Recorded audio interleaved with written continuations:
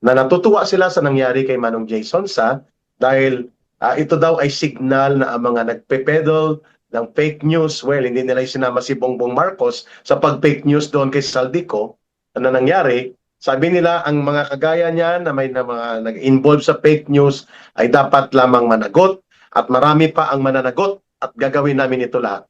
This is a signal that the NBI is acting as a Gestapo, special police ni Hitler nung panahon niya at ngayon special police ni Marcos upang gamitin ito at gamitin ang cover na anti-fake news. Pero sila magtatakda sinong fake news peddler at lahat ito ay mga nasa opposition group lalo na sa Duterte political camp. Manatili sa posisyon even beyond 2028. So yun talagang issue, yung corruption. Yun ang issue. But isang Eric Celis, isang Jason Sa, yun ang nagbulgar sa anomalya. So kailangan kayong patahimikin para at least yung iba na mga nag-criticize sa current government, tatahimik. Ginagawa kayo ginyapig. Yun talaga ang purpose. Bakit nung hinuli si Jason Sa, bakit ang daming NBI agent? Pwede bang isang agent o dalawa lang? Hindi naman tatakbo yung matanda na yan. Hindi na kaya tumakbo yan. Bakit kailangan ng 30 ilang sasakyan pumunta sa bahay niya? Bakit kailangan na may media? Bakit lahat ng mga mainstream media nandun? Ang purpose nila, ipakita sa taong bayan na ito mangyayari sa inyo. Kung maingay kayo, ito ang mangyayari sa inyo kung palagi kayo bumatikos sa current administration. So, ginawang Ginya Pigs isang Jason Sa. Yun talaga nangyari. Yun. The greater the repression, the greater will be the resistance. Historical lesson niya, Attorney Raymond, Attorney Mark, no? Although hindi yan automatic na magaganap. It will take time to develop. It will take time to develop into full mass movement. Pero nangyari na yan sa kasaysayan natin during the time sa tatay ni Bongbong Marcos Jr. Kaya nga ang tanong ko ngayon sa inyo, as a final question to this episode, do you believe na titiklop ang mga nagsasalitang ito at matatakot or mas lalawak ang posibilidad ng partisipasyon ng mga tao sa nakikita nilang lantarang pag-abuso sa poder at kapangyarihan at targeted martial law, calibrated pero targeted sa mga nag-o-oppose sa katiwalian at kabulukan ng gobyerno? Or ang kaso is non-bailable. But if the case is not bail required, the court supposedly hindi kailangan mag-issue ng warrant of arrest. Exactly. Claro. Attorney Mark, please react on that very important points raised by your with your kapanyero, fellow lawyer mo, Attorney Raymond, na hindi ito pwedeng palagpasin kahit sabihin na nagkamali lang, pero isang minuto na na-deprive ng hindi makatarungan at napakalupit na pag-deny sa kanyang kalayaan at bilang ordinaryong mamamayan ay ngayon nakagapos sa kanyang pagkakakulong dahil sa pagkakamaling ito. How do you look at the views raised by Attorney Raymond na ito ay posibleng manipulated, orchestrated at pwedeng nagpagamit ang korte without going to the conclusion that the pattern ng pangyayari ay mukhang nagamit nga ang pagkakataon para gawing tropeyo at prize catch si Jason Sa kahit pa nabaluktot at nagkamali-mali ang mga arrest order na inilabas kahapon. Anong magiging hakbang mo dito at anong pagtingin mo doon sa suggestion ni Attorney Raymond na iangat pa ito hanggang sa Korte Suprema para ito ay magiging isang landmark na magiging desisyon ng Korte to protect basic liberties and freedom of the people versus crimes and arrest orders? So ngayon, ang priority natin ngayon is mapalabas muna si Jason Sa. Yun muna ang priority natin. But after that, we will discuss with Jason Sa. Of course, kay Eric, we will discuss kung anong gagawin po natin. Kasi ang nangyayari kasi ngayon, nagamit ang korte ng Regional Trial Court ng Pasay, nagamit sa pang-abuso.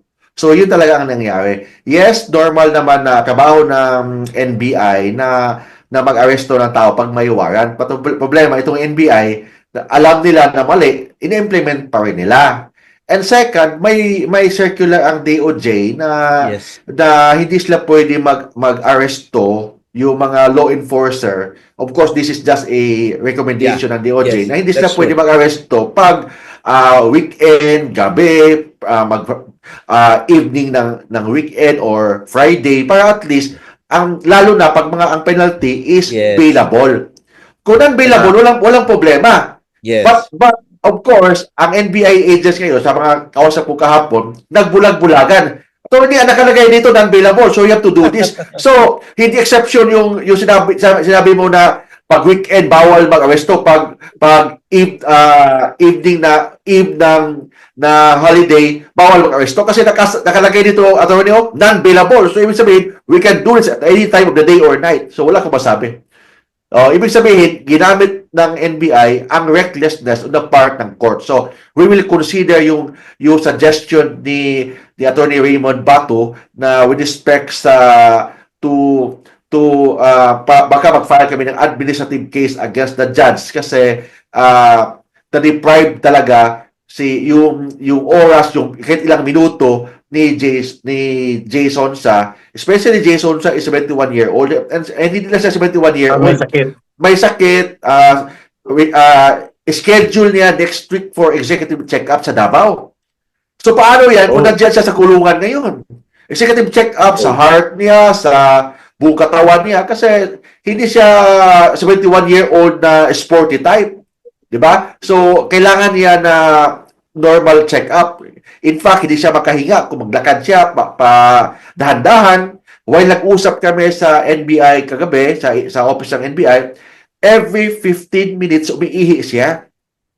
And hindi lang umiihi, kailangan niya ng wheelchair kasi ang layo pa ng CR sa meeting place namin, papunta doon. So may although nagpasalamat po tayo so at least may wheelchair na binigay ng NBI. Pero But ang si Jason Sonsa, kung kilala niyo yan, hindi siya Jason sa 20 years ago. Hindi siya di ba? Si Jason Sonsa ngayon, hindi na siya bata. Senior citizen na. So, ibig sabihin, sabi ko nga, yung mangyayari sa NBI ngayon, nag-aalaga sila ng matanda ngayon. Dapat alagaan nila na tama. Kung hindi, they will be liable. Direktahin kita before ko balikan si Attorney Raymond. Sige po. Attorney Raymond, please balikan kita. Yes, sir. Go ahead, sir.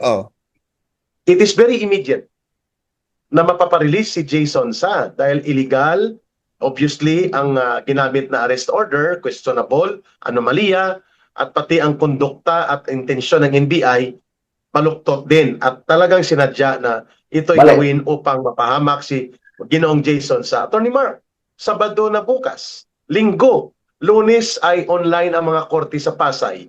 How do you intend to make a remedy immediately para naman matulungan itong inhuman situation na nangyari and very unjust na mga paglabag sa mga maraming karapatan ni Ginoong Jason Sa given the circumstances? Actually, yung motion po natin na i-file sa ngayong Monday, ready na.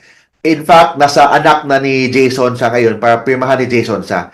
Para i-file namin yan, first day sa Monday, i-file namin yan. Yes, online sila, but may tao pa rin, may empleyado pa rin doon sa City Hall, sa RTC sa Pasay. But I'm sure, kahit work from home yung mga court, I'm sure si Judge nandun ngayong Monday. Pupunta yan siya sa court kasi I'm sure baka napaisip siya sa recklessness sa mga empleyado ng RTC.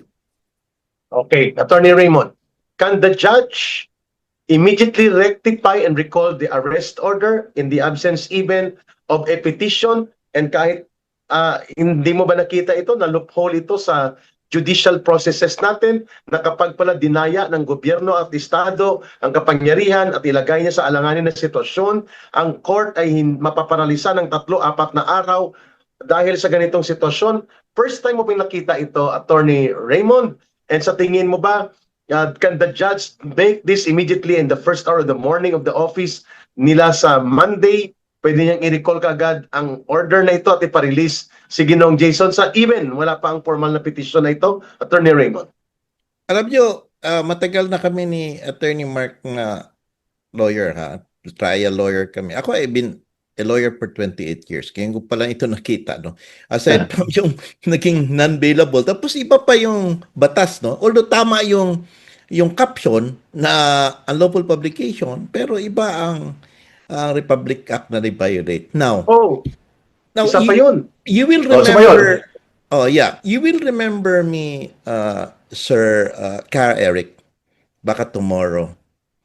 Ako, medyo ano la ako at the back of my mind. We will be receiving an order tomorrow, ordering the release of Sir ano. On its own, the court will do that. Kasi Sa nakita Baduman. na ngayon, doesn't matter even Sundays. Okay. Meron pong OCA circular po ang Supreme Court that they should act because nga ang constitutional right to bail is paramount po yan siya. Lalo na kapag bailable ang offense. Oh, Yes, Mark, sir. Na dalawang active prosecutors. Active, ba? Yeah. Exactly the way you discussed these matters right now, ganon din kabigat ang kanilang insights Pananaw. na napakalubang pagkakamali ito na dapat i-rectify ito immediately sapagkat isang araw, isang minuto lang ang nangyari na pag-abuso at pagkawala doon sa karapatang maging malaya ay napakalubang violasyon yan. At ganito po, ang mga aktivito na prosecutors, hindi ko na ibabanggit ang kanilang mga pinag-post sa Facebook. Attorney Mark, Attorney Raymond, what if the judge on the direct court na nag-issue nitong anomalous at tinarantadong warrant na inexploit ng NBI upang i-deny at labagin ang karapatan ni Manong J will not act tomorrow on Sunday and even on Monday, ididribble ito sa bureaucratic judiciary na pag-ikot-ikot pa. Na natutuwa sila sa nangyari kay Manong J Sonsa dahil ito daw ay signal na ang mga nagpe-peddle ng fake news, well, hindi nila sinama si Bongbong Marcos sa pag-fake news doon kay Saldico. Ano nangyari? Sabi nila, ang mga kagaya niya na may na mga nag-involve sa fake news ay dapat lamang managot at marami pa ang mananagot at gagawin namin ito lahat. This is a signal that the NBI is acting as a Gestapo, special police ni Hitler nung panahon niya at ngayon special police ni Marcos upang gamitin ito at gamitin ang cover na anti-fake news. Pero sila magtatakda sinong fake news peddler at lahat ito ay mga nasa opposition group lalo na sa Duterte political camp. Manatili sa posisyon even beyond 2028. So yun talagang issue, yung corruption. Yun ang issue. But isang Eric Celis, isang Jason Sa, yun ang nagbulgar sa anomalya. So kailangan kayong patahimikin para at least yung iba na mga nag-criticize sa current government, tatahimik. Ginagawa kayo ginyapig.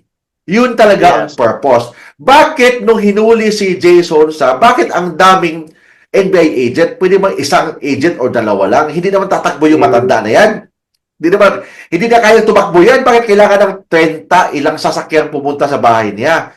Bakit kailangan na may media? Bakit lahat ng mga mainstream media nandun? Ang purpose nila, ipakita sa taong bayan na ito mangyayari sa inyo. Kung maingay kayo, ito ang mangyayari sa inyo kung palagi kayo bumatikos sa current administration. So, ginawang ginyapig si isang Jason Sa. Yun talaga nangyari. Yun. The greater the repression, the greater will be the resistance. Historical lesson yan, Attorney Raymond, Agree. Attorney Mark, Agree. no? Agree with Although that. hindi yan automatic na magaganap. It will take time to develop. It will take time to develop into full mass movement. Pero nangyari na yan sa kasaysayan natin during the time sa tatay ni Bongbong Marcos Jr. Kaya nga ang tanong ko ngayon sa inyo, as a final question to this episode, do you believe na titiklop ang mga nagsasalitang ito at matatakot or mas lalawak ang posibilidad ng partisipasyon ng mga tao sa nakikita nilang lantarang pag-abuso sa poder at kapangyarihan at targeted martial law, calibrated pero targeted sa mga nag-o-oppose sa katiwalian at kabulukan ng gobyerno. At ang mga babatikos ni BBM, tatahimik, tatakutin para hindi na mag-criticize against the current government. Which So, brings me to silencing. my question to you, na sinagot na rin ni Attorney Raymond, pag gusto kitang kuhanan ng opinion, ay nagpipiesta, nagbubunyi, at talagang seremonyang-seremonya. Ang PCO sa nangyaring kalapastanganan at abuso at inustisya laban kay Manong J at nakablanket sa ang mga fake news peddlers ay dapat yan ang ginagawa. Your reaction to that? Sa Coming from atin, the palace. walang right nila dapat maging masaya, matuwa, but dapat kung matuwa ka, maging masaya ka, walang tao na deprive ng kanyang constitutional right. Kasi babalik sa'yo yan. Yung tawa mo ngayon, sa huli, ikaw ang iiyak. Bakit? Kasi walang problema maging masaya tayo. That is our right to be happy, to enjoy. But yung right mo to be happy, to enjoy life, dapat walang na-deprive na tao. But in this Agree. case, natuwa nga sila, but na-deprive yung constitutional right ng isang 71-year-old na sakitin na si Jason Sa. Mabuti Yan. na lang at malakas ang loob mo, Attorney Mark, na patuloy na maging tagapagtanggol ng karapatan ni Ginoong Jason Sa at nang sa akin na rin, no? May tanong ako kay Attorney Gulat Mark. ako, Attorney gulat ako Raymond. kay Eric ha. Madaling araw nandoon pa si Attorney Mark. Para natulog niya Salamat tayo, nagising Attorney. bigla, pumunta pa ron. Oo, Alam mo, Attorney madaling Raymond. araw rin ako, gina-monitor ko kayo eh. Oo. Monitor kita. At saludo tayo, Attorney Attorney Mark, Raymond, talagang sa tinignan. ganyang mga kagaya nyo na you go out of your way Yes, to tama. really provide yung tamang pagdepensa, ang tamang pagbibigay ng pananaw sa ganitong mga kalapastanganan at kaabusuan. Which brings me to my question, Attorney. Nababahala ang taong bayan that the NBI is now acting as a special instrument for selective a la martial law type operations. Raid doon, raid dito, kaso doon. They took on Mike Defensor and his family. Sabi nila, a legitimate raid, so be it, pero alam natin targeted operation yon at mabigat ang kaso doon, human trafficking, Yes. in relation to promoting prostitution. Yes. Asawa at Yun- anak ang tinarget. Yun na totoo non-bailable. Oo, Oo, di ba? ginamit nila yun. Oh, yes, Sa tama. kasunod noon, tinira kami, ako, si Ka Eric, si Jason Sa, and then ngayon, tinira si Vice President Sara Duterte. Sa pareho ninyong tanong, unahin ko si Attorney Raymond, are you seeing the pattern of a more dangerous and more serious, well, that's the word, Marcosian, similar to the martial law type, dictatorial and tyrannical and oppressive operations using law and instruments of the state the way the NBI is now acting as the special police of the state, raid dito, raid doon, hataw dito, at parang walang makakapigil sa kanila. Where do you see okay. going this? So, I need to legal, it's my opinion now, personal opinion. I think many are calling it as a modern martial law era. No? It's in broad daylight. Gano'n naman din eh. Alam niyo na, kita nga nyo, robbery in broad daylight yung flood control na nakawan. Di ba? So, Tama. violation of, ano ba ang mga violation natin? Tingnan mo, violation of privacy. Di ba? Violation of due process. Violation of liberty, even property. Ano pa bang kailangang violation ang gagawin para po magsabi ng tayong this is enough? Diba? Lahat po, tama yung sinabi mo, the personalities involved, ano. But the thing is that what they have forgotten is that this kind of persecution that they're doing to several personalities, tama si Sir Mark, na buhabalik po yan sa kanila because the people knows, no? This is the battle between the oligarchs and the masses. Ako, I belong to the masses. I would say that, no? Yeah. And you are, the masses are looking, they are watching and everything. And the more you pin down these people, the more they get angry. And honestly speaking, sabi ko nga, it will take time. We may not be able to seek justice in this time. But during sa proper time that it will come, that is the time na meron pong justice na makukuha. Right now, what can we do? We keep on speaking. We keep on telling the truth based on our side and present it to the public, we should not stop there. We have to conduct protests. We have to post on social media kasi hindi lang mapigilan ang social media. Ang laki Yeah. ng social media, lalo ng Facebook. They could not stop it. And that is where people now are watching. Eh, wala naman nakikinig doon sa mainstream. Akala mo, nagpalabas sila. So, ginalangaw man ang kanila pakinggan, no? So, people are watching at sa Facebook. And in fact, ang lahat na nagbabash sa atin, pagtingin mo, lock up profile. So, ibig sabihin, troll. O, di ba? Troll. Troll. Wala ka makita na totoong tao na nagko-comment. And I will say that to the trolls, sige lang, trabaho man, kumikita kayo. Sige lang, at least, di ba? Pero what I'm trying to say in reality is, what is enough for us na para yung taong bayan na ang maningil later on? Kailan po ba yan? Kailangan po ba na marami pang sacrificial lambs na mga tao na mag-sacrifice for this, no? To silence them, as we say. Kailangan, sino pa ba? No? Baka later on, one of these days, who will stop us, from, siguro ipa-silence din kami ni Attorney Mark or ako. Di ba?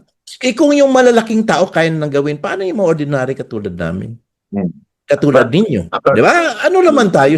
Ang alam natin, makapagsalita lang tayo di social media, but definitely, hindi man tayo mga big fish. Eh kung yung big fish, kaya nga nilang tirahin eh, di ba? So, we have to be vigilant. We have to be very, very careful. Yun lang naman po ang sinasabi ko. And, careful and vigilant lang po tayo. Okay. And trust the people that they are We going should. to We should. doon sila patungo sa paniningil at sama-samang pagkilos at Yes pagtindig po. in due time. Yes po. Kailangan Attorney po Mark. talaga. Kasi Thank kaya, you, Raymond, same question. dito kaya kasi, kung makita mo, bakit may maganyang kaso? Bakit dinimanda si Ka Eric Celis? Bakit daming mga harassment suit ni Jason sa?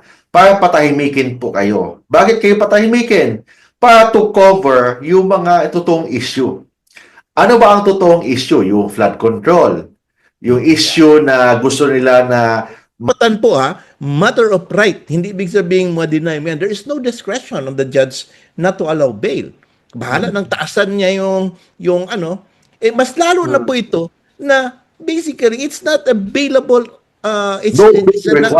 no bail required, no? So if that mistake can be seen, in order to rectify it, immediately po dapat mag-issue siya ng order. Kabihin natin, Sabado bukas, pumunta siya sa kanyang office and issue one order because this is very dangerous po, no? You leave, sabi ko nga, hindi man pwedeng pumirma ka na isang bagay na hindi mo binasa. Alright? yes, tama. Hindi man pwedeng hindi mo nakita ang Republic Act number at saka nakita mo non-billable ang nakalagay. Unless, this is what I fear, Attorney Mark. Baka hindi ang judge pumirma. Baka peke. Baka hindi niya signature. Tapos doon lang. Alam mo, minsan kasi, di ba, Attorney Mark, nalala mo yung meron silang pre-forma na stamp lang bigla ng signature ng judge? Di ko alam. Yes, possible yan. Possible yan. Stamp lang yung pirma ng judge. Sino Sila lang pwedeng gumawa. gumawa niya ng Attorney Yung mga staff Raymond, doon. Attorney Mark? Yung mga Clerk of staff court. Court din. But na-receive ko yung original. May dry seal. May dry seal but hindi ko alam kung yung perma na yun, perma ni judge. Yun po ang maganda tingnan, Attorney Mark. Yes. Kasi baka stamp lang ba? Which is tama. po yun On orders. At nangyayari yan, Attorney Raymond, no? Nagagamitin lang ang dry seal, then mayroon ng ready na perma si judge, isuperimpose lang, and then bingo, pag hindi ka pumalag at hindi mapapansin, lusot na ang piniki na arrest order. Tama ba, Attorney Raymond? Hindi rin allowed ang stamp eh. Dapat meron, kahit na yung isang original, pirmahan mo, tapos yung iba, pwede mo na pa-stamp. Yung mga copy furnish namin, wala mang problema yan. Basta original signed, no? Pero yun ang nakakatakot doon. So, sino ang criminal case in charge in that court? Ayun ngayon. Kasi sigurado ito, with all the things that we have been posting in Facebook and everything, alam mo, investigator tayo ng buong bayan eh. Lahat ng mga tao, nakikita tayo, no? So, they will see that. And they will see the mistakes. Blatant, glaring po talaga na mistake. And it tantamounts to gross negligence. Sir, Tama. maniwala po kay gross negligence. Okay naman ako Attorney ba Mark, kung... Attorney Raymond, magtanong ako sa inyong dalawa. Mm. Bilang mga abogado, sa mga military po, sa AFP, sa PNP, may tinatawag po na OT, Officer of the Day, 24/7, kahit Sabado, Linggo, holiday. Is the court having the same na mayroon, alam mo, executive judge office?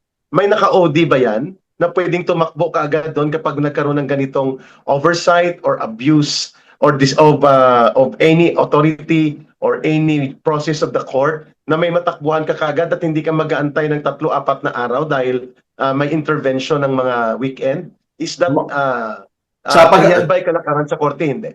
May mga city hall or may mga courts na may weekend na judge 24 hours, may gabi na judge. But sa Pasay, kasi I've been, matagal na ako sa Pasay nagpa-practice dyan, pag weekend, wala. Wala akong nakita na weekend, in fact, na-stress ng hapon, wala na mga tao dyan, mga piskal. O minsan, wala, mga 4 o'clock, wala na. So, in fact, pinapunta ko yung tao natin nung Thursday to check. Wala pa yung warrant of arrest, 1 p.m. So, expect ko na wala pang warrant. So, in-issue pala, maybe mga alas 2, alas 3 na in-issue yun. Kasi, pagpunta ng tao natin doon, nandun ang mga NBI agents naghihintay.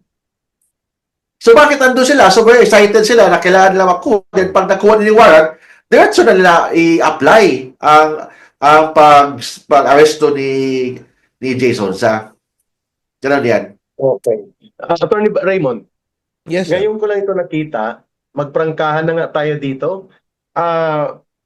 On the side of a general direction, not related to Manong J, but taking off from this situation, are you planning to have this brought to the court as a third-party entity, bringing this particular case not entirely for Jason's benefit, but for the benefit of the integrity of the court procedures, including protecting individual liberties and freedom pertaining to anomalous issuance and questionable circumstances involving warrant and yung pangingialam ng mga law enforcement na parang nag-i-influence sa court procedures. Can that be done by your side, even if not tied up exclusively to the interest of now detained Mr. Jason, sir? Attorney Raymond.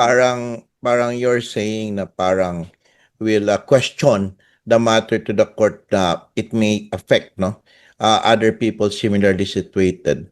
Well, let's see if we can do that. Medyo gray ang area na yan. However, as I see it, also the Supreme Court can act motu proprio. Ito nakikita nila ito nangyayari ganito. Tama. Maniwala kayo po. Umingay na. Ipapa-answer yan bakit kasi Sir Ka Eric, blatant talaga masyado. 1 + 1 = 2. Even hindi law student, nakita talaga na mali. No, you sign there, kung sa kanya po yung signature, tapos napakulong mo ang tao na hindi dapat makulong. Imagine that. Tama. Imagine that. Attorney Mark, Imagine that. maganda yung punto ni Attorney Sana ang Supreme Court will do that motu proprio. Marami tayong mga kilalang mga justices, followers natin kay Eric. So, in fact, nakita ko sa isang event sa Supreme Court, sabi ng mga justice, nanonood ako sa mga vlogs mo sa Pinoy Legal Minds. Di ba?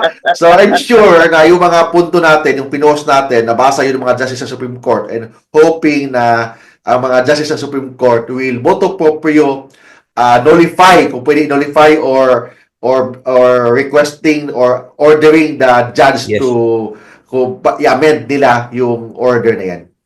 At the May same time, nakita nga ko, Attorney Raymond. Where do you see the things going towards sa Tama. sitwasyon na ito beyond Jason at kay Ka Eric? So ito nangyari ngayon, hindi tatahimik ang taong bayan.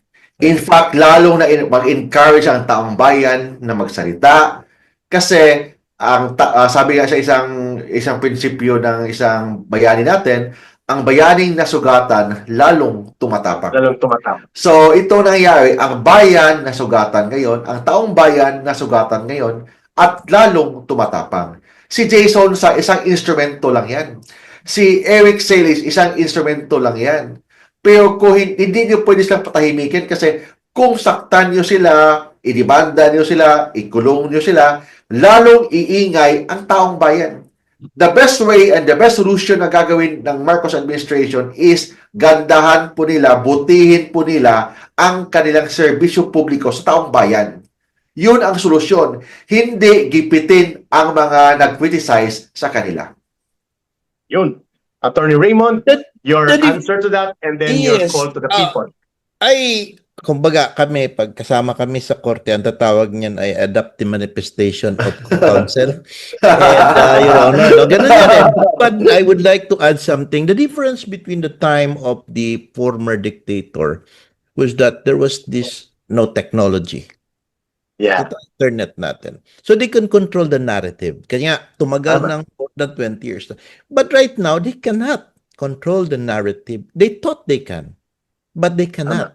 Because people are watching. Hindi na po bobo ang mga Pilipino. Kaya tama ka lang noon, Eric. Siguro maybe is that tayong kasing naapi minsan is nasa Mindanao. Sometimes it's hard just to run there in Manila where the seat of power is there. Yeah. But basically kasi napansin ko rin sa mga nandyan, although galit sila, medyo passive sila kasi hindi nga sila masyado.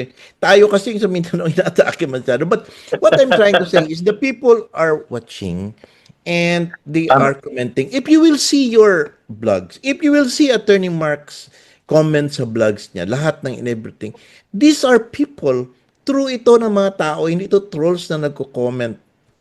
My post, nagkataka ako, grabe talaga ang ano. So they know for a fact. So they cannot control the narrative. And siyempre, ito lang po ang nakikita ko po kay Eric. Alam nila yon. And this is a matter of survival for them. They are trying to gamble in the sense that they hope that they win the lottery na baka manalo sila. Hope na lang yun eh. Pero winning that lottery is a very slim chance because nga the people are watching. So at the end of the day, they could not win.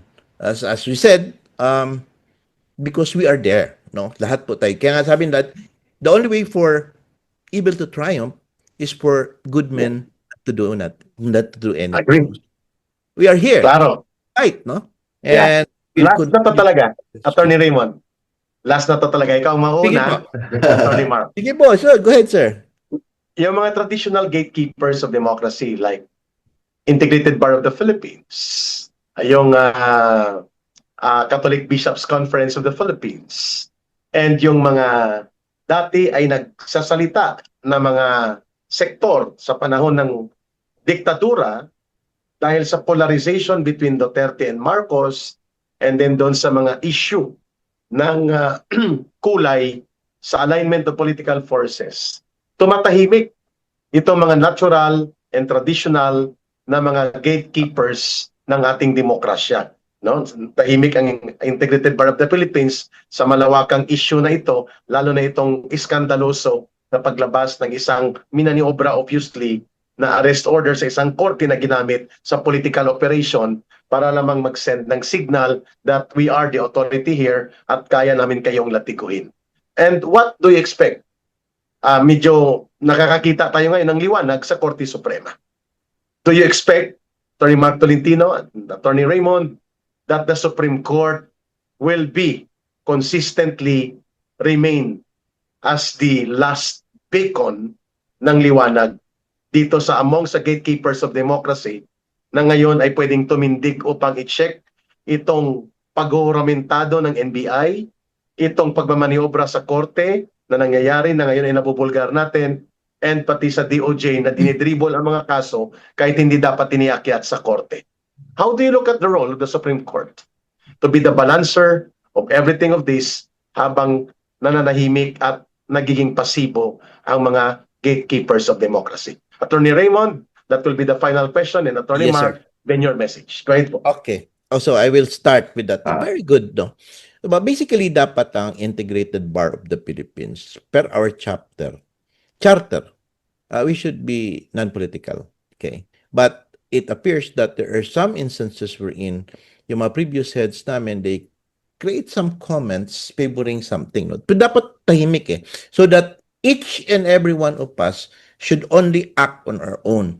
pag lumabas kami, we are not representing IBP. We're representing ourselves as lawyers. Okay lang yun. No problem ako doon. Itong pong medyo natutuwa ako pagdating po sa itong sa religious sector.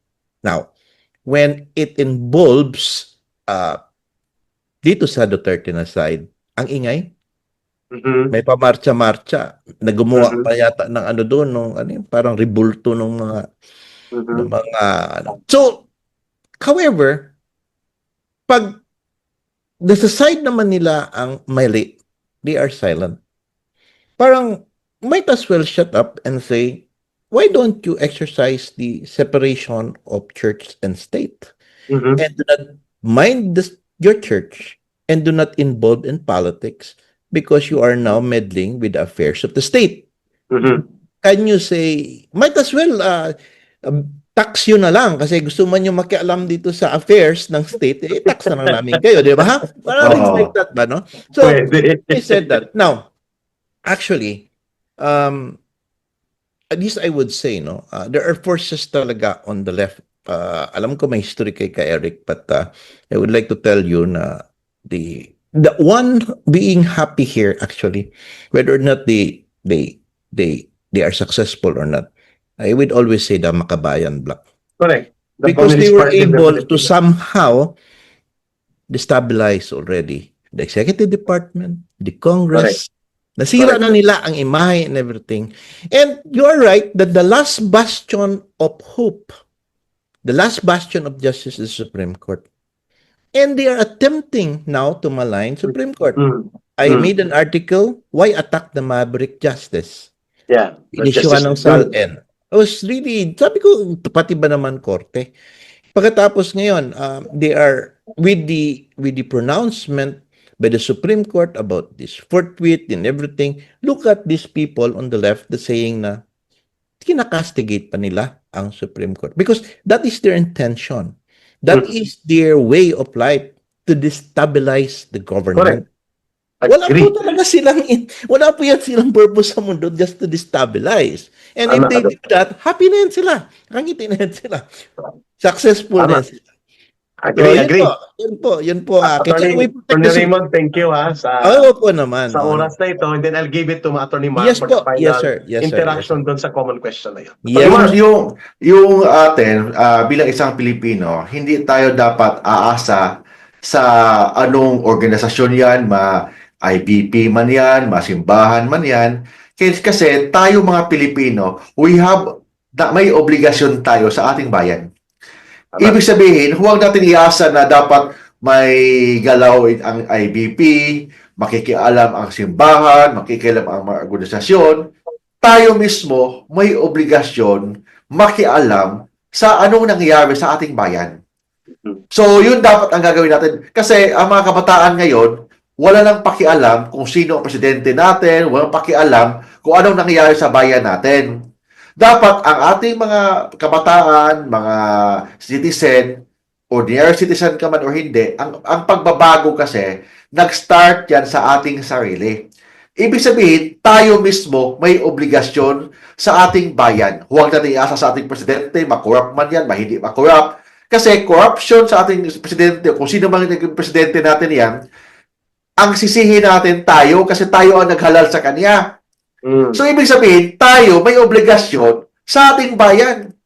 So, kahit na kung abusado yung presidente natin, abusado yung mga opisyal natin, ang tanong, ano bang ginagawa mo sa bayan natin?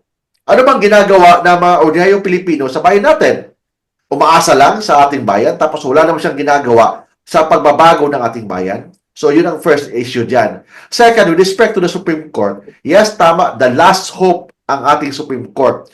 And yun na lang ang pag-asa natin, ang Supreme Court natin, kasi daming ang ating lower house, parang nakontrolado na ng Malacanang, gusto na nilang impeachment, gusto nilang tanggalin or i-impeach si VP Sara para hindi na makatakbo for the 2028 election. So, ibig sabihin, sino ba yung mga congressman? Mga congressman, may nagdikta sa kanila. So, sino nagdikta? Yung naka-benefit of the impeachment. Yun naman talaga. So Correct. hopefully ang ating Senado hindi maging independent ang Senado natin and hindi makontrol kung sino man, but at the end of the day, they are all politicians. And the politicians, panahon ng eleksyon, kailangan yan ng funding for the next election. So we don't know kung sana iba ang Senado compare sa lower house. But dito naman tayo sa Supreme Court. Ang Supreme Court, sana hindi nila makalimutan yung prinsipyo bakit nandyan sila. The principle of democracy, the principle of governance, bakit nandyan ang Supreme Court. And hindi dapat kontrolin ng ibang mga politiko or ano man, but ito lang masasabi ko. Ang ating government, kung ano yung government natin, kung anong klaseng government tayo, dapat mag-umpisa yan sa every ordinary Filipino na may obligasyon sa ating bayan. Ayun. The people deserve the government that they put up, but the people also have the responsibility to account or hold accountable that government, because that power which the government exercises ay nanggagaling po sa mga mamamayan. Tama si Atty. Mark, at yun ang binabanggit ni Atty. Raymond. Kung ang mga taong bayan ay pabaya at walang pakialam, ang mga abusado sa gobyerno at ang mga magnanakaw ay magiging mananatili sa poder. Pero dahil tayo ang nagbibigay ng kapangyarihan, may kapangyarihan din po tayong reformahin at baguhin ang mga nangyayaring kabulukan sa gobyerno natin.